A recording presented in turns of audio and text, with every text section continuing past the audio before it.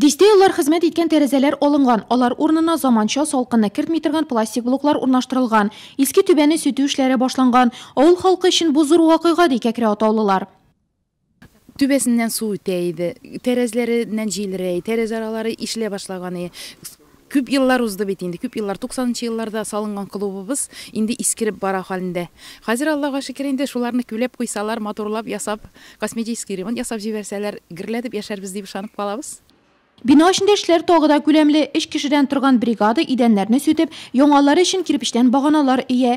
Әлеге подрядчы оешма узган елны Светлячок, Урта Камышлы авылындагы балалар бакчаларын 4нче мәктәпне капиталь ремонтлаган иде. Идәннәр агачтан ясалачак, моның өчен кирпечтән баганалар күтәрдек.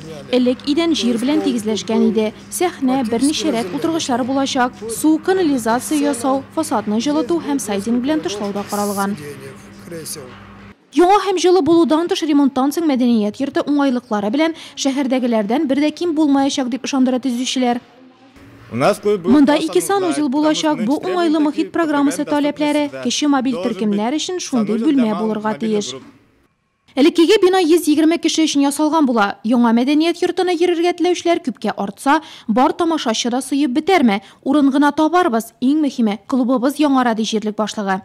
Клуб построен уже. Иске клуб 1990 елда төзелгән иде. Халык җыеннарында ремонт кирәклеген сорап яшәүчеләр еш мөрәҗәгать итте. Ниһаять бу көн килеп җитте. Дәүләт программасы ярдәме белән якты, уңайлы мәдәният йортлы булабыз. Республика район җитәкчелегенә зур рәхмәт.